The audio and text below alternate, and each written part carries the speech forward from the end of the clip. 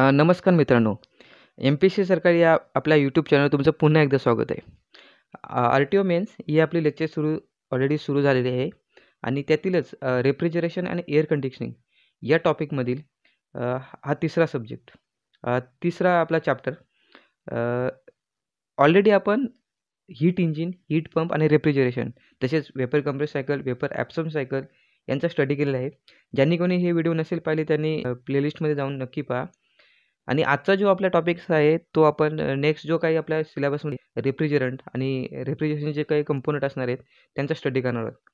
चला तर मग आता वेळ वाया न घालवता लेक्चरला सुरुवात करूया. अतिशय महत्त्वाचं हे चॅप्टर आहेत रेफ्रिजरंट आणि रेफ्रिजरेशन कंपोनंट. आयोगातर्फे 1-2 तरी क्वेश्चन यावर विचारला नक्कीच जाणार. कारण बऱ्याच वेळा IASमध्ये पण याच्यावर भरपूर सारे क्वेश्चन्स विचारलेले असतात.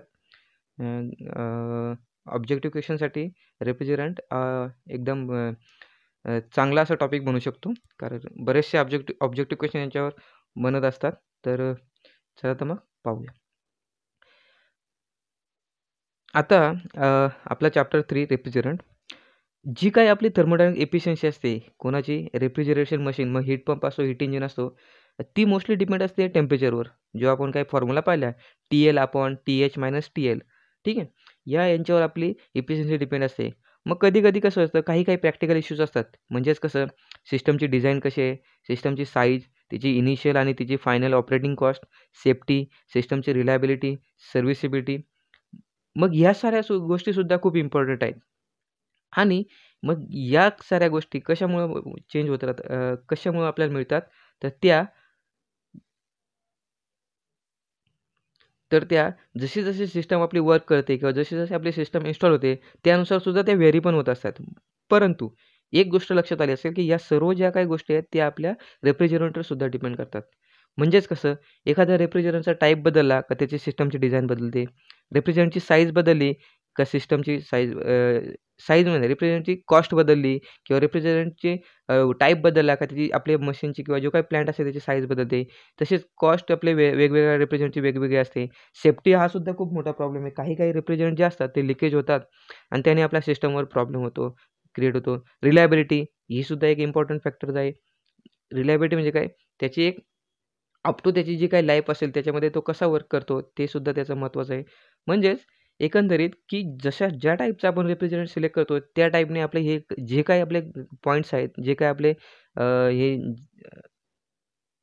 पॅरामीटर्स आहेत ते काय होतात, व्हॅरी होत असतात. मग हे सगळं करत असताना आपण रेफ्रिजरंटला मग निग्लेक्ट नाही करू शकत, त्याला पण इग्नोर नाही करू शकत. मग त्याच्यासाठी सुद्धा वेगवेगळ्या क्रायटेरिया आहेत, त्याचेसुद्धा वेगवेगळे टाईप्स आहेत, त्याचं स्टडी करणं खूपच महत्त्वाचं आहे. ठीक आहे. तर मग रेफ्रिजरंटचा जेव्हा स्टडी करायला जातो तेव्हा एक गोष्ट लक्षात येते की त्याचे 2 टाईप्स असतात. एक असतो प्रायमरी रेफ्रिजरंट आणि एक असतो सेकंडरी रेफ्रिजरंट. हा जो काही प्रायमरी रेफ्रिजरंट असतो तो म्हणजेच काय, की असा रेफ्रिजरंट जो आपण directly as a working fluid म्हणून यूज करतो सिस्टममध्ये. जर वेपर कंप्रेशन सायकल पाहिली किंवा वेपर ॲब्सॉर्प्शन सायकल पाहिली, त्याच्यामध्ये आपण पाहिलं की एकच रेफ्रिजरंट आपल्या थ्रू आउट ऑल दी कंपोनंटमधून पास होत होता. म्हणजेच कसं, वेगवेगळ्या टाईपचा जर एखादा आपण अमोनिया घेतला वेपर ॲब्सॉर्प्शन सिस्टममध्ये, तोच अमोनिया आपला सर्क्युलेट होत होता. म्हणजे जो डायरेक्टली ते आपल्या सिस्टममध्ये as a working fluid, as a refrigerant म्हणून काम करत होता.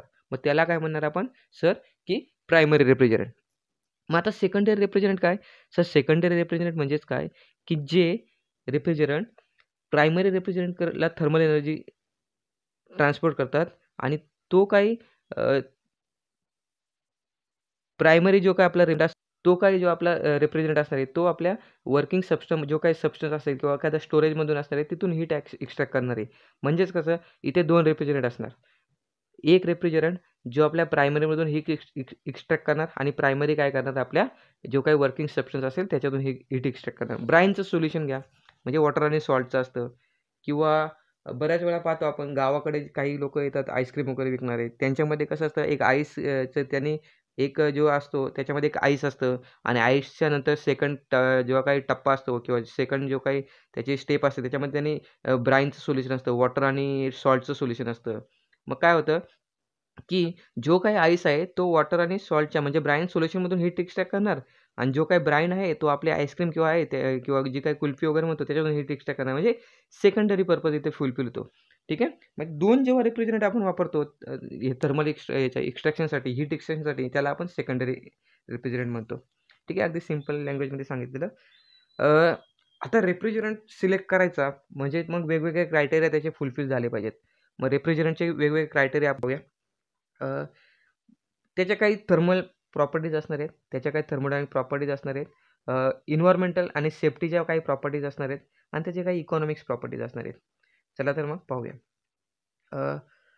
Suction pressure. आता जेव्हा थर्मोडायनामिक आणि थर्मल प्रॉपर्टीचा स्टडी करायला जातो तेव्हा सगळ्यात महत्त्वाची गोष्ट म्हणजे सक्शन प्रेशर. आता सक्शन प्रेशर काय असतं आणि सेकंड आहे डिस्चार्ज प्रेशर. आधी मी तुम्हाला एक डायग्राम ड्रॉ करून दाखवतो इथे बघा. ही वेपर कंप्रेशन सायकल अशी होती आपली, ठीक आहे, हा इथे टच असणार आहे. मग वेपर कंप्रेशनमध्ये हा जो काय 1 to 2, 2 to 3 आणि 3 to 4 होता, हा 1 पॉईंट जो असणार आहे तो कंप्रेसरचा इनलेट होता. एवढं तर तुम्हाला येत असेल. मग ही जी काही आपली असणार आहे 4 to 1 ची लाईन, ती आपली झाली सक्शन प्रेशर किंवा इव्हॉपरेटर प्रेशर. आणि डिस्चार्ज प्रेशर म्हणजे कोणता, जो कंडेन्सर प्रेशर असतो त्याला म्हणतात डिस्चार्ज प्रेशर. म्हणजे जिथे तुमची वेपर जी आहे कंप्रेस व्हायला स्टार्ट 1 पॉईंटला होणार आणि ती 2 पॉईंटला बाहेर पडणार. आणि हा आपला झाला डिस्चार्ज प्रेशर. ठीक आहे. आता बघा, जो काही तुमचा सक्शन प्रेशर असणार आहे तो तुमचा सक्शन प्रेशर कसा असला पाहिजे, अबोव द ॲटमॉस्फेरिक असला पाहिजे. म्हणजेच कसं, जेणेकरून तो जर आपल्या ॲटमॉस्फेरिकच्या कमी झाला तर काय होणार, बाहेरील जी काही आपल्या ॲटमॉस्फेअरची एअर आहे ती तिथे काय होणार, तिचं तिथे लिकेज वगैरे होणार. म्हणजेच काय, आपल्या सिस्टममध्ये तिचं बाहेरच्या ॲटमॉस्फेअरच्या एअरचं लिकेज होणार. कारण आतमध्ये प्रेशर कमी आहे, बाहेर जास्त आहे ना. Obviously pressure is transferring from high pressure to the low pressure area. मग काय, मग हे सगळं आपल्याला अवॉइड करायचं असेल तर म्हणून काय म्हणतो आपण की जो काही सक्शन प्रेशर आहे तो तुमचा काय असला पाहिजे, हायर सक्शन प्रेशर असलं पाहिजे. ठीक आहे. आणि त्याचा अजून एक फायदा आहे की तुमचा जो काही कंप्रेसरचं डिस्प्लेसमेंट होतं, कंप्रेसरचं डिस्प्लेसमेंट म्हणजे कंप्रेसरचा जो काही वर्क आहे तो तुमचा काय होतो, कमी होतो. ठीक आहे. आणि कंप्रेसरचं डिस्प्लेसमेंट कमी झालं, कंप्रेसरचं वर्क कमी झालं म्हणजे ऑब्वियसली आपली इलेक्ट्रिसिटी काय झाली, सेव्ह झाली. डिस्चार्ज प्रेशर जो काही आपल्या कंडेन्सर प्रेशरला टेम्परेचरला म्हणतो, कंडेन्सर प्रेशर म्हणतो, तो तुमचा काय असला पाहिजे, स्मॉल असला पाहिजे. जेवढा स्मॉल असेल तेवढा चांगला आहे. त्याच्याने सुद्धा तुमचा फरक पडतो, इफेक्ट होतो. कंडेन्सर प्रेशर जर तुमचा वाढवला, कंडेन्सर प्रेशर वाढलं तर तुमचा रेफ्रिजरेटर इफेक्ट वाढतो आणि तुमचा कंप्रेसरचा वर्क जो काय असतो तो काय होतो, इन्क्रीज होतो. ठीक आहे. प्रेशर रेशो मी तुम्हाला मागच्या लेक्चर आणि हे सगळं मागच्या लेक्चरमध्ये मी शिकवलं होतं तुम्हाला. डिस्चार्ज प्रेशर आणि सक्शन प्रेशर या दोघांचा COPवर कसा इफेक्ट होतो हे तुम्हाला लास्ट टाइम मी सांगितलं होतं. तुम्ही पाहिलं असेल तर पाहून घ्या तो पण व्हिडिओ. ठीक आहे. प्रेशर रेशो तुमचा स्मॉल असला पाहिजे. का? कारण जेव्हा प्रेशर रेशो हा आपला व्हॉल्यूमेट्रिक एफिशियन्सीवर इफेक्ट करणारा फॅक्टर आहे. जेवढा स्मॉल असेल तेवढी तुमची व्हॉल्यूमेट्रिक एफिशियन्सी जास्त. प्रेशर रेशो जर जास्त असेल तर व्हॉल्यूमेट्रिक एफिशियन्सी कमी होत जाते. ठीक आहे. Latent heat of vaporisation. Latent heat of vaporisation should be large. त्याच्याने काय होतं, जो काही मास फ्लो रेट होतो आपला सिस्टममधून तो काय होतो, कमी लागतो. लॅटेंट हीट ऑफ वेपरायझेशन म्हणजे काय, ही जी काय मी तुम्हाला मागे सांगितलं होतं, ही जी काय आपली फेज चेंजमध्ये जी काही हीट लागते त्याला लॅटेंट हीट ऑफ आपण वेपरेशन म्हणतो. आणि ती जेवढी जास्त असेल तेवढा फायदा. म्हणजे जास्त म्हणजे काय, हा कर्व जो आहे म्हणजे हा जो आहे तुमचा हे वालं हा एरिया हा तुमचा जेवढा खाली असेल तेवढा बेस्ट असतं. ठीक आहे. आता latent heat of vaporisation should be large so the required mass flow rate through the system will be small. Next point बघा, आयसेंट्रॉपिक इंडेक्स ऑफ कंप्रेशन.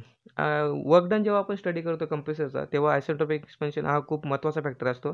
कारण पूर्ण फॉर्म्युला या एनवर, त्याला एन म्हणतो आपण किंवा गॅमा म्हणतो, हा पूर्ण त्याच्यावर डिपेंड असतो. आणि तो जेवढा स्मॉल असेल तेवढं तुमचं कंप्रेशनसाठी बेटर असतं. एक असतं लिक्विडची स्पेसिफिक हीट म्हणतो त्याला. म्हणजे जो काही आपला लिक्विड स्पेसिफिक हीट असते, लिक्विड म्हणजे काय, जो काही रेफ्रिजरंट किंवा यूज करतो त्याची स्पेसिफिक हीट जी असते लिक्विडच्या फॉर्ममध्ये. कारण इथे फेजेस चेंज होत असतात. आपला रेफ्रिजरंट हा काही वेळा वेपर फेजमध्ये जातो, काही वेळा तो लिक्विड फेजमध्ये जातो. मग जेव्हा लिक्विड स्टेजमध्ये असतो तेव्हा तो काय असला पाहिजे, त्याची स्पेसिफिक हीट कमी असली पाहिजे. कारण जेणेकरून काय होतं, सबकुलिंग झालं पाहिजे प्रॉपरली. कारण सबकुलिंगने काय होतं, आपली COP हमेशा इन्क्रीज होत असते. सबकुलिंग असा एक फॅक्टर आहे की ज्याने आपली हीट काय होते, इफिशियन्सी COP वाढत असते. आणि जेव्हा तो वेपर स्टेजमध्ये जातो तेव्हा त्याची स्पेसिफिक हीट जास्त असली पाहिजे. कारण आपल्याला डिग्री ऑफ सुपर हीट भेटलं म्हणजे जे काही भेटतं ते कमी प्रमाणात भेटलं. कारण सुपर हिटिंगने काय होतं प्रॉब्लेम, सुपर हिटिंगने आपली COP ही कमी जास्त होत राहते. ठीक आहे. मग एक गोष्ट लक्षात ठेवा की लिक्विडसाठी स्मॉल आणि वेपरसाठी हाय. ठीक आहे. लक्षात ठेवा काहीतरी ट्रिक वापरून लिक्विड स्मॉल आणि वेपर लार्ज वगैरे किंवा हाय म्हणा किंवा स्मॉल लार्ज म्हणा. Thermal conducting very important point. दोन्ही लिक्विड किंवा आपले वेपर फॉर्ममध्ये थर्मल कंडक्टिव्हिटी त्याची जास्त झाली आहे, कारण हीट ट्रान्सफर जी काय डिपेंड करते ती त्या लिक्विडच्या कशावर डिपेंड करते, थर्मल कंडक्टिव्हिटी डिपेंड करते किंवा रेफ्रिजरंटच्या थर्मल कंडक्टिव्हिटी डिपेंड करते. म्हणून थर्मल कंडक्टिव्हिटी हा एक इम्पॉर्टंट फॅक्टर आहे. विस्कॉसिटी तुम्हाला माहीतच असेल की सर विस्कॉसिटी म्हणजे काय. जेव्हा एखादा लिक्विड किंवा एखादा सबस्टन्स जेव्हा फ्लो होतो तेव्हा बघा, तेव्हा जी काय त्याच्या लेअरमधली काही रेजिस्टन्स असतो त्याला काय म्हणतो, विस्कॉसिटी म्हणतो. मग मला सांगा एखादा जर थिक असेल तर त्याची फ्लो ॲबिलिटी काय होते, थोडी कमी होते. म्हणून विस्कॉसिटी जेवढी कमी तेवढा आपल्याला बेनिफिट भेटतो. नेक्स्ट जे काही आपले पॉईंट्स आहेत इन्व्हायरमेंटल आणि सेफ्टी प्रॉपर्टीज. Ozone depletion. जुन्या म्हणजे खूप आधी जेव्हा रेफ्रिजरेशन सिस्टम फॉर्म म्हणजे नवीन आलेली तेव्हा एक गोष्ट होती की खूप सारे मार्केटमध्ये रेफ्रिजरेट होते, म्हणजे CFC, HCFC या टाईपचे रेफ्रिजरेट आपल्याकडे ऑलरेडी अवेलेबल होते. परंतु नंतर असं लक्षात आलं की यांचं जेव्हा लिकेज होतं किंवा हे रेफ्रिजरेट जेव्हा वेस्ट म्हणून बाहेर पडतात तेव्हा ते डायरेक्टली एन्व्हायरमेंटमध्ये as a greenhouse gas म्हणून वर्क करतात. तसेच काही हे जे आहेत ते डायरेक्टली काय करतात, ओझोनचा जो लेअर आहे आपला त्याला इफेक्ट करतात आणि ओझोनचा होल जो काही इन्क्रीज होतो त्याला ते एक प्रकारे रिस्पॉन्सिबल आहेत. म्हणून जे काही रेफ्रिजरेंट आपण यूज करतो ते काय असलं पाहिजे, इको फ्रेंडली असले पाहिजेत. म्हणजे ओझोन डिप्लेशन आपला R134 जो आहे तो इको फ्रेंडली आहे. 134A जो आहे तो इको फ्रेंडली रेफ्रिजरेंट आहे. ठीक आहे, हे लक्षात ठेवा. मग ओझोन डिप्लेशन जे असतं ते त्यांनी कमी केलं पाहिजे. ग्लोबल वॉर्मिंग प्रोटेक्शन असलं पाहिजे. टॉक्झिसिटी इम्पॉर्टंट फॅक्टर. अमोनिया जो आहे ना तो खूप चांगली COP देतो, म्हणजे COPच्या साठी तो एकदम बेस्ट आहे. पण प्रॉब्लेम काय आहे की अमोनिया हा टॉक्सिक मटेरियल आहे. त्याच्यामुळे तो आपण नॉर्मल जी आपली रेफ्रिजरेशन सिस्टम असते किंवा घरामध्ये जे फ्रीज कूलर असतात ते नाही यूज करत, कारण त्याचं लिकेज जर झालं आणि ते जर आपल्या अन्न किंवा जे काही फूड असतात किंवा वॉटरमध्ये मिक्स झालं तर त्याच्याने आपल्याला बॉडीला हार्म होऊ शकते. म्हणून ते मोठमोठे जे काही प्लांट असतात तिथे फक्त ते यूज करतात. जिथे आपला नॉर्मल म्हणजे किंवा जनरली आपण जिथे काय म्हणतो त्याला घरगुती यूज नाही करत, फक्त मोठमोठे प्लांट असतात तिथे आपण यूज करतो अमोनिया. फ्लेमेबिलिटी ऑब्वियस आहे, फ्लेमेबिलिटी त्याची कमीच असली पाहिजे, कारण जेवढं ते फ्लेमेबल असेल तर त्याच्याने सिस्टम बर्न व्हायचे पूर्ण चान्सेस असतात. केमिकल स्टेबिलिटी त्याच्यासारख्या फेजेस चेंज होत असतात, वेपर लिक्विड रेफ्रिजरेंटच्या. त्याच्यामुळे ज्या काही केमिकल फॉर्ममध्ये असणार तो तिथे त्याची स्टेबिलिटी असली पाहिजे. नाहीतर त्या रिॲक्शन होऊन त्याच्या दुसऱ्या किंवा वॉटर किंवा पाईप वगैरेच्या कॉन्टॅक्टमध्ये येऊन त्याचं रिॲक्शन होऊन दुसरा काही फॉर्म नको व्हायला, म्हणून तो केमिकली स्टेबल असला पाहिजे. मिक्सेबिलिटी विथ लुब्रिकेशन ऑइल ऑब्वियस आहे. जो काही आपला ऑइल असणार आहे, कोणता ऑइल आता सर, जो काही तुमचा कंप्रेसरमध्ये ऑइलिंग लागतं, कारण कंप्रेसरचा पिस्टन वगैरे अरेंजमेंट असते आणि ते प्रॉपर फंक्शनसाठी आपण ऑइल यूज करतो. मग त्या ऑइलच्या कॉन्टॅक्टमध्ये आला रेफ्रिजरंट तर त्याच्याबरोबर मिक्स झाला पाहिजे. नाहीतर काय होणार, आपल्याला सेपरेटर लावावं लागणार. सेपरेट म्हणजे एक सिस्टम यूज करावं लागेल जेणेकरून ऑइल सेपरेटर लावायला लागेल आणि तो ऑइल रिमूव्ह करावा लागेल आणि मग ते खूप काय होतं, कॉस्टली होऊन जातं. इकॉनॉमिक्स पॉईंट म्हटलं तर तो स्वस्त असला पाहिजे, इनएक्सपेन्सिव्ह आणि इझिली अवेलेबल असला पाहिजे आपल्या मार्केटमध्ये. ठीक आहे. हे जे काही पॉईंट्स आहेत मी काय सांगितलं ते होप्सो तुम्ही ऐकलंच असेल आणि लक्षात ठेवा प्रॉपरली. चला, ह्या ज्या काही प्रॉपर्टीज सांगितल्या मी, ह्यावाल्या प्रॉपर्टीज यांच्यावर एक शॉर्ट पण पुढे आपली स्लाईड आहे, ती आपण स्टडी करताना तुम्हाला सांगेल मी कशाप्रमाणे लक्षात ठेवायचं ते. ठीक आहे. अच्छा, आता रेफ्रिजरंटचे टाईप्स आहेत. रेफ्रिजरंटचे टाईप्स जेव्हा पाहतो आपण तेव्हा बघा की 4 टाईपचे रेफ्रिजरंट असतात. एक असतो हॅलोकार्बन्स, ॲझोट्रॉप रेफ्रिजरंट, इनऑर्गॅनिक रेफ्रिजरंट आणि हायड्रोकार्बन. ठीक आहे. आता मी हे बाकीचे तुम्हाला कव्हर करतो आधी आणि मग हॅलोकार्बन आपल्याला थोडं डीपली जावं लागेल, मग ते पण पाहूया. आता बघा, ठीक आहे, स्टार्ट करूया. नो डाऊट हॅलोकार्बनपासून स्टार्ट करूया. हॅलोकार्बन म्हणजेच काय की जे काही आपण रेफ्रिजरंट आहे ते डेरिव्हेटिव्हज ऑफ अल्कलीज, म्हणजेच काय, मिथेन आणि इथेनचे जे काही आपले सबस्टन्स आहेत, मिथेन आणि इथेनपासून ते डिराईव्ह झालेले असतात, फॉर्म्युल्यापासून मिथेन आणि इथेनच्या. आणि ते जे काही असतात त्याला आपण काय म्हणतो की आर आणि जो काही पुढचा नंबर असेल त्या फॉर्ममध्ये ते असतात. 1 2 3 XYZ या फॉर्ममध्ये असणार आहेत ते. मग डेजिग्नेशन पाहूया पहिले. हॅलोजन्स असतात. लक्षात ठेवा, पहिले हॅलोकार्बन्स म्हणजे काय, जे काही आपले फॉर्म होतात मिथेन किंवा इथेनपासून. मग R11 हे मिथेन बेस असतात आणि R114 हे इथेन बेस असतात. नॉर्मल फॉर्म्युला काय NPQ is equal to 2m+2 आणि हा जो फॉर्म्युला आहे तो आपला कसा येतो बॅलन्सिंगसाठी असतो, की जे काय आपलं डेजिग्नेशन दिलेलं असतं किंवा जे काही नंबर दिला असतो ज्याच्यामध्ये नंबर ऑफ ॲटम्स असतात ते प्रॉपर बॅलन्स फॉर्ममध्ये आहेत का ते चेक करण्यासाठी असतं. आता बघा यामध्ये जे काही एमने इंडिकेट केलं आहे ते कार्बनचे ॲटम किती आहेत, एनने जे काही इंडिकेट होतं ते हायड्रोजनचे ॲटम किती आहेत आणि पी म्हणजेच काय आपले क्लोरीनचे ॲटम किती आहेत आणि क्यू म्हणजे काय फ्लोरीनचे ॲटम. मग हे सगळं झालं. मग तुम्हाला सगळ्यात लक्षात ठेवण्यासारखी गोष्ट म्हणजेच काय, हा जो तुमचा फॉर्म्युला आहे तो Rm-1 ब्रॅकेट n+1 आणि क्यू. हे काय मल्टिप्लिकेशन ॲडिशन नाही, जे ब्रॅकेट आहे ते तसं लिहायचं आहे आपल्याला. ठीक आहे, लक्षात ठेवा परत एकदा फॉर्म्युला Rm-1 n+1 आणि क्यू. ठीक आहे. आता चला टाइप्स बघूया. नॉर्मली हायड्रोकार्बन्स असतात म्हणजेच काय बघा, हे 5 लक्षात ठेवायचं मला, R11, R12, R13 आणि R14. त्यांना काय म्हणतात ट्रायक्लोरो मोनोफ्लोरोमिथेन्स. ठीक आहे. ट्राय म्हणजे काय 3, मोनो म्हणजे काय 1 आणि डाय म्हणजे काय 2. मग आता 11, 12, 13 कसं लक्षात ठेवायचं ते तुम्हाला ट्रिकमध्ये सांगतो मी. बघा यांच्यामध्ये कॉमन काय आहे, कार्बनचा ॲटम कॉमन आहे आणि फ्लोरीनचे जे ॲटम आहेत ते त्यांनी 1, 2, 3 प्रमाणे मांडले आहेत. बघा फ्लोरीन 1, 2, 3 बरोबर आणि क्लोरीनचे जे ॲटम आहेत ते बॉटमपासून 1, 2, 3 केले. म्हणजे काय 13ला 1, याला 2 आणि याला 3. म्हणजेच बघा 1, 2, 3 असं वरून फ्लोरीनच्या ॲटमसाठी गेलेत आणि 1, 2, 3 क्लोरीनच्या ॲटमसाठी असे गेलेत आणि बाकी तुमचा सी तर कॉमन आहे. राहिलं लक्षात, सी, Cl आणि F हे कॉमन आहेत. बाकी जर 11 असेल तर Fला 1 लिहायचं आणि Clला 3 लिहायचं. ठीक आहे. आणि जो काही R14 त्यांनी मेन्शन केला आहे तो काय आहे तुमचा कार्बन टेट्राफ्लोराईड म्हणतात त्याला. कार्बन आणि टेट्रा म्हणजे काय 4 ॲटम फ्लोराईडचे. मग CF4 म्हणजे काय हे लक्षात ठेवा, एक्झामला येतं. CF4 म्हणजे काय तुमचा R14. आता 21, 22 म्हणजेच काय तुमच्या कार्बनचा ॲटम कशाने रिप्लेस होतो, कार्बनचा ॲटम सर रिप्लेस होतो कशाने CHने, मिथेनचा जो काय असं CHने, कार्बन आणि हायड्रोजनच्याने. बाकी सेम 21ला Fचा ॲटम 1 आहे, 22ला Fचा ॲटम 2 आहे आणि क्लोरीनला 1 आणि R22 जो आहे R22 त्याच्यासाठी क्लोरीनचा ॲटम 1 आणि R21 साठी क्लोरीनचा ॲटम 2. म्हणजे उलटं केलं त्यांनी. ठीक आहे. सेम जसं वर मी तुम्हाला सांगितलं त्या पद्धतीने. मग आता हे लक्षात राहिले R21 R22 हे 5 लक्षात ठेवा फक्त. आधीचे 4 आणि 2 6 हे 2 लक्षात ठेवले 6 तुम्हाला काही प्रॉब्लेम येणार नाही. एक्झाममध्ये विचारतील कदाचित की R11 म्हणजेच काय केमिकल फॉर्म्युला वगैरे, तर हे तुम्हाला लक्षात राहिलं. मी ट्रिक सांगितले तुम्हाला ऑलरेडी, ते तुम्ही आता एका पेजवर लिहून घ्या. ठीक आहे. इनऑर्गॅनिक रिप्रेझेंट असतात वेगवेगळ्या टाईपचे. समजा की जी काही इनऑर्गॅनिक रिप्रेझेंट असतात ते काय असतात आपले 7च्या सिरीजने फॉलो होतात. म्हणजेच कसं आता बघा एक्झाम्पल त्यांनी म्हटलंय अमोनिया जो असणार स्टार्टिंग त्याचे 7ने होणार, पण त्याचा जो पुढचा जो काही नंबर असेल तो काय असणार तुमचा मॉलिक्युलर वेट असतो. आता अमोनियाचा मॉलिक्युलर वेट काय असतो 17. कसं सर अमोनिया म्हणजे काय NH3 म्हणजेच काय NH3 म्हणजेच काय हायड्रोजनचे 3 ॲटम आणि नायट्रोजनचा 1 ॲटम. सेम कार्बन डायऑक्साईड 44 असतो, CO2 ना, ऑक्सिजनचे 32 आणि याचे 14.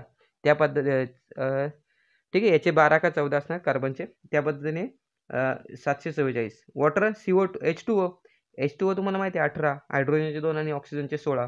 म्हणजेच काय झालं की हा शेवटचा अंक आहे तो आपण कॉमन ठेवला, मॉलिक्युलर वेट ठेवला आणि पुढचा आपण 7 कॉमन ठेवला. मग बघा पहिला टाईप झाला आपला हॅलोकार्बन्स, ज्याच्यामध्ये ही सिरीज येते R11 वाली, R12, R13 वाली. आरची जी सिरीज येते ती आपली हॅलोकार्बन्समध्ये येते. दुसरा झाला आपला इनऑर्गॅनिक रिफ्रिजरंट. तिसरा जो टाईप्स आपला ॲझोट्रॉपिक मिक्सचर म्हणतात, त्याला ॲझोट्रॉपिक रिप्रेझेंट म्हणतात. म्हणजेच काय की 2 जे आपले हॅलोकार्बन्स असते त्यांना कंबाईन केले किंवा त्यांच्या मिक्सचरपासून काय होतं आपला ॲझोट्रॉपिक मिक्सचर होतो. सिरीज 500ने फॉलो होते, 500, 502, 503 आणि 507.1. मग बघा 12 आणि 152ला कंबाईन केलं की आपल्याला 500 मिळणार. सेम 22 आणि 115, सेम 23 आणि 13. मग हे तुम्हाला पर्सेंटेज नाही लक्षात राहिले तरी चालेल, पण हे तुम्ही 2 जे आहेत R12 आणि 152 त्यांनी 500 बनतो, हे लक्षात ठेवा. एक्झामला डायरेक्टली विचारू शकतात. बेसिक आहे फक्त, याच्यामध्ये काही जास्त डीपली जाणार नाही, काय त्याचे टाईप्स व्हरायटी किंवा यूज वगैरे. फक्त तुम्हाला त्याचे कोणापासून काय फॉर्म होतं हे तुम्हाला लक्षात ठेवायचे. नेक्स्ट आहे आपला हायड्रोकार्बन. म्हणजे काय प्रोपेन, ब्युटेन, आयसोब्युटेन या टाईपचे जे काही हायड्रोकार्बन असतात याच्यावर मोस्टली क्वेश्चन नाहीच विचारत. काही लक्षात ठेवायचं हे 3 लक्षात ठेवा फक्त. ठीक आहे. आता एक्झामला त्यांनी म्हटलं की Cl2 आणि F2 असं असेल तर सांगा की याचा रेफ्रिजरंट नंबर काय आहे. एक्झामला असं डायरेक्ट क्वेश्चन येतात. मग आपल्याला फाइंड करायचे आर आणि पुढचा नंबर काय आहे तो. ठीक आहे. मग तुम्हाला फॉर्म्युला ऑलरेडी दिला आहे. फॉर्म्युला काय आहे सर? फॉर्म्युला हा आहे Rm-1 n+1 आणि इंटू क्यू. आता बघा, मग चला तर मग बघा, सी म्हणजे काय सर? कार्बन. किती ॲटम आहे? एक ॲटम आहे. सर कार्बनला कशाने मेन्शन केलं आहे बघा परत एकदा. Carbon M, hydrogen N, chlorine P आणि फ्लोरीन Q. मग बघा, सी म्हणजे कार्बन म्हणजे सर M येणार. क्लोरीन म्हणजे काय सर? P म्हटले तुम्ही. त्याचे पण 2 ॲटम आहेत आणि फ्लोरीनचे किती आहेत? 2 ॲटम आहेत. बरोबर. फ्लोरीन म्हणजेच काय मी Q म्हटलं इथे. आणि N कशासाठी होता आपला सर? N होता हायड्रोजनसाठी. N कशासाठी होता सर? हायड्रोजनसाठी. मग फॉर्म्युला काय? चला फॉर्म्युला लिहा. R फॉर्म्युला काय? M-1 n+1 इंटू म्हणजे Q. M म्हणजेच काय सर? कार्बनचा ॲटम. किती आहे? 1. मग 1 - 1 किती झाला? 0. N म्हणजे काय सर? N म्हणजे पाहूया एकदा. N म्हणजे काय? हायड्रोजनचा ॲटम. आहे का याच्यात हायड्रोजनचा ॲटम? सर नाही आहे. याच्यात हायड्रोजनचा ॲटम नाही आहे. म्हणजे ही काय व्हॅल्यू येईल? येईल 0. मग हा 0 झाला. N 0 झाला तर इथे काय राहील? फक्त 1 राहील. आणि फ्लोरीनचा ॲटम किती आहे? 2. म्हणजे काय आला आपला रेफ्रिजरेशन नंबर? रेफ्रिजरेशन नंबर आला R12. समजलं? रेफ्रिजरेशन नंबर काय आला? R12. बघा आता त्याचा आहे CCl2F2. मग क्लोरीनच्या ॲटमचा काय उपयोग झाला का? नाही सर, त्याचा काही युजच नाही झाला आपल्याला. ठीक आहे. आता बघूया अजून एक एक्झाम्पल बघूया. CHCl2F. F म्हणजेच काय सर? फ्लोरीन. त्याला आपण Q म्हणतो. त्याचे ॲटम किती दिलेत? 1 दिलाय. Cl2 म्हणजे सर क्लोरीन. सर क्लोरीनला काय म्हणतो? आठवा. क्लोरीन कशाने इंडिकेट होतं? P ने. त्याचे ॲटम 2. H म्हणजे काय? हायड्रोजन. हायड्रोजन कशाने इंडिकेट करतो सर? N ने. त्याचा ॲटम 1 आहे. आणि M म्हणजे काय? कार्बन. त्याचा ॲटम किती आहे? 1 आहे. बरोबर. फॉर्म्युला आठवा. M n-1 n+1 आणि Q. M म्हणजे काय? कार्बनचा ॲटम. किती आहे सर? कार्बनचा ॲटम 1 आहे. मग 1 - 1 0. N म्हणजे काय? हायड्रोजनचा ॲटम. सर किती आहे? 1 आहे. म्हणजे 1 + 1 2 आणि Q म्हणजेच काय? फ्लोरीनचा ॲटम. म्हणजेच काय? तो 1. म्हणजे रिप्रेझेंट काय झालं? R21. ठीक आहे. अगदी सोपं आहे. चेक करा. आहे R21ला चेक करा. व्हिडिओ पॉज करून चेक करू शकता. ठीक आहे. चला, हे जे 4 टाईप्स झाले आपले, कोणते 4 परत एकदा रिवाइज करतो. बघा, ही जे काय हायड्रोकार्बन्स आहेत आरच्या सिरीजमधले इनऑर्गॅनिक रेफ्रिजरंट आहेत. Ammonia, carbon dioxide, water, plus point mixture जे असतात, ॲझोट्रॉपिक मिक्सचर म्हणतो त्याला आपण, जे काही 2 रेफ्रिजरंटच्या कॉम्बिनेशनने फॉर्म होतात. तसेच हायड्रोकार्बन्स, प्रोपेन, एन ब्युटेन, आयसोब्युटेन, याचे फक्त नंबर लक्षात ठेवा. चला, आता एखादा आयडियल रेफ्रिजरंट सिलेक्ट करायचं आहे. मी मार्केटमध्ये गेलो किंवा मला एखादी सिस्टम किंवा एखादा प्लांट मला रिस्टोअर करायचं आहे, तर मग रेफ्रिजरंट कशा टाईपचे घ्यायचे आहेत मला? रेफ्रिजरंट कसे असले पाहिजेत? ठीक आहे. याचा मला प्रॉपरली स्टडी करता आला. मग रेफ्रिजरंट जेव्हा आपण सिलेक्ट करायचो तेव्हा बघा, त्याचा बॉइलिंग पॉईंट हमेशा कमी असला पाहिजे. नाहीतर काय होणार? जास्त जर बॉईल व्हायला टाईम लागला तर आपल्याला काय होणार? प्रॉपर कूलिंग इफेक्ट मिळणार नाही आणि पॉवर जास्त लागेल. क्रिटिकल टेम्परेचर, जो काही क्रिटिकल टेम्परेचर असतो तो काय असला पाहिजे? हाय असला पाहिजे. नाहीतर काय होणार? त्याचे फेज चेंज न होता डायरेक्टली लिक्विडचं वेपरमध्ये कन्व्हर्जन होणार आणि मग प्रॉब्लेम. लॅटेंट हीट त्याची हमेशा हाय असली पाहिजे, जेणेकरून आपला मास फ्लो रेट काय असणार आहे? कमी लागेल. ठीक आहे. लिक्विडची स्पेसिफिक हीट कमी असली पाहिजे आणि वेपरची जास्त असली पाहिजे. हे चुकून रॉंग झालं आहे माझ्याकडून. हे जास्त असलं पाहिजे. ऑब्वियस आहे, मागे तुम्हाला सांगितलं सबकुलिंग आणि सुपर हिटिंगवर कसा इफेक्ट होतो ते तुम्हाला मागच्या स्लाईडमध्ये सांगितलं तुम्ही. त्या पद्धतीने लक्षात ठेवा की हे कमी आणि हे जास्त. नॉन करोजिव्ह, ऑब्वियस आहे, करोजन नकोच आहे कोणालाही, कारण ठीक आहे. Non flammable, non explosive, system burn होणार. फ्लेमेबल कमी असला पाहिजे. नॉन टॉक्झिक, बरोबर आहे, टॉक्झिसिटी कमी असली पाहिजे. कॉस्ट कमी. Mixes well with oil. Easy for leakage वगैरे झालं तर ते आपल्याला इझिली डिटेक्ट करता आलं पाहिजे. नाहीतर काय होणार? सिस्टम लिकेज होणार आणि आपले पूर्ण जे काही फूड वगैरे ठेवलं असणार किंवा त्याच्यामध्ये किंवा मोस्टली ते फ्लेमेबल जर असतील किंवा एखाद्या कॉन्टॅक्टमध्ये आले तर काय होणार? त्यांचा एक्सप्लोजन व्हायचे चान्सेस असतात. म्हणून लिकेज वगैरे त्या इझिली डिटेक्ट करता आलं पाहिजे किंवा मग त्याला ऑर्डरने किंवा त्याच्या प्रॉपर जे काही त्याचा स्मेल असेल किंवा त्याच्या प्रॉपर इंडिकेटरने आलं पाहिजे. हे पॉईंट आहेत शॉर्टमध्ये जे काय आधी प्रॉपर्टीज सांगितल्या त्या आणि या एकदम लक्षात ठेवा की बॉइलिंग पॉईंट कमी तर कमी. मग का ते लक्षात घ्या. हाय क्रिटिकल टेम्परेचर म्हणजे असं लक्षात ठेवा की लो काय, हाय काय, कोणतं पाहिजे, करोजिव्ह पाहिजे का नको, ह्या टाईपमध्ये लक्षात ठेवा. एक्झामला डायरेक्ट क्वेश्चन विचारतात. Latent of preparation should be high, low, medium, something something. ठीक आहे. तर तुम्हाला हे जमलं पाहिजे. आता ओके, नेक्स्ट टॉपिक होता आपला की रेफ्रिजरेशन जी सिस्टम आपण यूज करणार आहे तिच्यामध्ये वेगवेगळ्या टाईपचे जे कंपोनंट यूज करतो, मग त्या कंपोनंटचा एक शॉर्टमध्ये स्टडी बघूया. आला एखादा क्वेश्चन तर येऊ शकतो. पहिला कंपोनंट असतो आपला कंप्रेसर. आता कंप्रेसर नॉर्मली तुम्हाला माहिती आहे centrifugal compressor, reciprocating compressor, went tube compressor, screw compressor, हे सगळे कंप्रेसर तुम्हाला माहीतच आहेत. पण मग त्याचा स्टडी आपण करूया पॉवर प्लांटमध्ये. पण जो काही रेफ्रिजरेशन सिस्टममध्ये महत्त्वाचा कंप्रेसर आहे तो म्हणजे आपला हर्मॅटिकली सील कंप्रेसर. हर्मॅटिकली सील कंप्रेसरमध्ये काय असतं की जी काही तुमची मोटर असणार आहे आणि जो काही तुमचा कंप्रेसर असणार आहे ते दोघं एकाच शाफ्टवर फिक्स्ड असणार. प्लस पॉईंट त्यांचा दोघांचा जो काही शाफ्ट तर त्यांचं क्रँकशाफ्ट तर कॉमन आहेच. प्लस पॉईंट हे जे दोन्ही अरेंजमेंट आहेत ते एका केसिंगमध्ये पॅक असणार. म्हणजेच काय होतं तुमचा लिकेजचा चान्सेस 0 होणार. मोटार आणि तुमचा कंप्रेसर दोन्ही एकाच केसिंगमध्ये असणार आहेत. मग त्याच्याने काय होतं लिकेजचे चान्सेस तर कमी होतात. प्लस पॉईंट फायदा काय होतं की त्याने नॉईज वगैरे कमी होतं.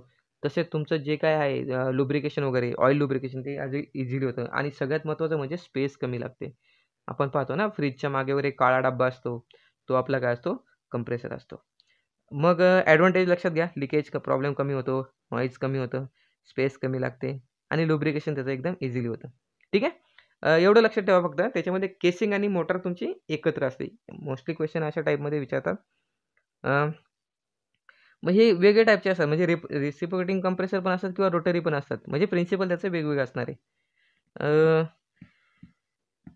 डोमेस्टिकसाठीच आपण मोस्टली यूज करतो hermetic seal compressor. Domestic refrigerator जे असतात त्याच्यासाठी. ठीक आहे. चला. कंडेन्सर वेगवेगळ्या टाईपचे कंडेन्सर, एअर कूल कंडेन्सर जो आपण इमारतीच्या बिल्डिंग्समध्ये खिडकी विंडोमध्ये जे पाहतो ना, जे डब्बे असतात ते आपले कंडेन्सर असतात. एक साईडला कंडेन्सर असतो जिथून हवा आपली इंटर करते आणि रेफ्रिजरेटरला कंडेन्स करते. मग एअर कूल किंवा काही वेळेस मोठमोठे प्लांट असतात म्हणजे डोमेस्टिक न असता काही मोठमोठे प्लांट असतात इंडस्ट्रियल प्लांट ते आपले मोस्टली वॉटर कूल कंडेन्सरच असतात. इव्हॉपरेटर कंडेन्सर कुठे यूज करतात जिथे तुमचे वॉटरची कमी असते तिथे इव्हॉपरेटर कंडेन्सर वापरतात. म्हणजेच काय की एअर येणार एंटर करणार सिस्टममध्ये आपल्या रेफ्रिजरेटरला कंडेन्स करणार त्याला कूल करणार म्हणा आणि ती एअर आता मग हॉट होणार ना कारण तिला ऑलरेडी हीट रिजेक्ट केली असते रेफ्रिजरेटने. मग ती हॉट एअर काय करणार बाहेर पडणार. मग तिला आपण काय करणार की वॉटर हे करून स्प्रिंकल करून तिला थंड करणार आणि ती एअर आपण परत सप्लाय करतो किंवा ती एअर ॲटमॉस्फिअरमध्ये जाते किंवा तिला परत सप्लाय करतो. ठीक आहे. मग अगेन अँड अगेन असं सर्क्युलेशन चालू असतं त्याला इव्हॉपरेटर कंडेन्सर म्हणतात आणि हे मोस्टली तिथे यूज करतात जिथे तुम्हाला वॉटरची कमी असते तिथे यूज करतात. टाईप्स ऑफ इव्हॉपरेटर वेगवेगळ्या टाईपचे इव्हॉपरेटर असतात. बेअर ट्यूब टाईप कॉईल इव्हॉपरेटर म्हणजेच काय एक कॉईल असणार आहे ती तुमच्या जी काही स्टोरेज असणार आहे जिथे तुम्हाला कूलिंग इफेक्ट क्रिएट करायचे त्याच्या सराउंडिंगला अशी गुंडाळलेली असते म्हणा आणि त्याच्यातून रेफ्रिजरंट फ्लो होतो आणि तो आपल्या स्टोरेज स्पेसमधून हीट एक्स्ट्रॅक्ट करतो. फिन टाईप असतात किंवा प्लेट टाईप आणि शेल अँड ट्यूब असतात. शेल अँड ट्यूबचा याचा शेप बघितला असेल तुम्ही असा काहीतरी शेप असतो शेल अँड ट्यूब टाईप याचा. इथून ट्यूब असतात आणि इकडनं शेलची एंट्री असते. मग तुमचं रेफ्रिजरंट समजा या ट्यूबमधून पास होतं आहे तर तुमचं जे काही वॉटर असेल किंवा ज्याला कूलिंग करायचं ते तुमच्या शेलमधून पास होणार. ठीक आहे. याला ट्यूब म्हणतो आणि याला शेल म्हणतो. वेगवेगळी व्हरायटी असणार आहे याच्यामध्ये पण प्लेट आपल्या इव्हॉपरेटर असतात. हवं तर तुम्ही नेटवर्क डायग्राम चेक करून बघा म्हणजे तुम्हाला एक्झॅक्टली आयडिया येऊन जाईल. असं लास्ट आणि most important types of expansion device. Capillary tube आपण मोस्टली एक्सपान्शन डिव्हाइसचं वर्किंग तर तुम्हाला माहिती आहे की आपल्याला प्रेशर कमी करायचं आहे. मग प्रेशर कमी करण्यासाठी आपण काय करतो अशी गुंडाळलेली तार वापरतो. हिला काय म्हणतो आपण कॅपिलरी ट्यूब. ठीक आहे. हँड ऑपरेटर असतात म्हणजेच काय कधी काय होतं इव्हॉपरेटरमध्ये जास्त रेफ्रिजरेशन जातं मग त्याने आपल्याला फायदा पण होतो कधी लॉस पण होतो. मग त्याने काय होतं इव्हॉपरेटरचा जो काही आपला रेफ्रिजरेटर असतो तो कंट्रोल करण्यासाठी आपण काय करतो की हँड ऑपरेटर एक्सपान्शन वॉल वापरतो. म्हणजे एक्सपान्शनच्या आधीच आपण कंट्रोल केलं की इव्हॉपरेटरला प्रॉपर सेंड करतं. बरोबर ना. आपल्या सिस्टममध्ये कंप्रेसर कंडेन्सर, एक्सपान्शन डिव्हाइस आणि मग इव्हॉपरेटर असतो, बरोबर. मग या इव्हॉपरेटरला कंट्रोल करायचं आहे, तर मग इथे एक्सपान्शनने आपण कंट्रोल करू शकतो. इव्हॉपरेटरला कंट्रोल म्हणजे काय, त्याच्या आतमधून जो मास फ्लो रेट होतो ना रेफ्रिजरंटचा, त्याला कंट्रोल करतो. लो साईड आणि हाय साईड फ्लोट असतात. म्हणजे जसं आपण कार्बोरेटरच्या टँकमध्ये म्हणतो ना, कार्बोरेटर आपण गाडीचं बघतो तिथे टँकमध्ये फ्लोट असतो, तो कंट्रोल करतो पेट्रोलची क्वांटिटी वगैरे. तसं इथेही फ्लोट असतो, तो रेफ्रिजरंटची क्वांटिटी काय करतो, कंट्रोल करतो. आता सगळ्यात महत्त्वाच्या 2 गोष्टी लक्षात ठेवा. एक असतो थर्मोस्टॅटिक एक्सपान्शन व्हॉल्व आणि एक असतं कॉन्स्टंट प्रेशर. तर कॉन्स्टंट प्रेशर किंवा ऑटोमॅटिक एक्सपान्शन. तर ऑटोमॅटिकमध्ये लक्षात ठेवा की तो प्रेशर कॉन्स्टंटवाला एक्सपान्शन डिव्हाइस असतो, ज्याच्यामध्ये प्रेशर कॉन्स्टंट कंट्रोल करून कॉन्स्टंट प्रेशर ठेवून आपला जो काही मास फ्लो रेट आहे तो कंट्रोल केला जातो. आणि थर्मोस्टॅटिकमध्ये काय होतात, डिग्री काय म्हणतो मी त्याला, degree of superheat, degree of superheat. परत एकदा लक्षात ठेवा, कॉन्स्टंट डिग्री ऑफ सुपरहीट याच्यामध्ये असतात. आता थर्मल म्हणजे काय, थर्मो म्हणजे हीट म्हणतो ना, मग कॉन्स्टंट डिग्री ऑफ सुपरहीट, ठीक आहे. आणि यामध्ये काय असतं, कॉन्स्टंट प्रेशर. एक्झामला डायरेक्टली क्वेश्चन येतात, which quantity is control in thermostatic expansion valve, degree of superheat, pressure, volume. मग तुम्हाला लक्षात आलं पाहिजे की degree of superheat thermostatic. Which quantity is control in automatic pressure automatic expansion valve, मग तुम्हाला लक्षात आलं पाहिजे की प्रेशर, ठीक आहे. जास्त काय याच्यामध्ये डीप जात नाही आपण, कारण प्रत्येकाचं वर्किंग वगैरे पाहिलं तर मग ते खूप डीपमध्ये जाईल आणि एक्झाममध्ये काही वर्किंगवर क्वेश्चन येणार नाहीत. बेसिक आपले क्वेश्चन राहणार आहे. ठीक आहे. चला तर मग आता थँक्यू. आणि हा आपला टॉपिक संपलेला आहे. नेक्स्ट जो आपला काही टॉपिक आहे सर्क्युमेट आणि एअर कंडिशनिंग, तो आपण नेक्स्ट लेक्चरमध्ये कव्हर करूया. आणि बाकीचे जर तुम्ही लेक्चर पाहिले असेल तेही पाहून घ्या आणि सिरीज आपली कंटिन्यू ठेवा, जेणेकरून तुम्ही अपडेट राहाल.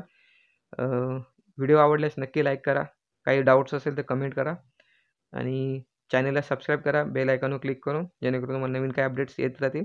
Okay, thank you.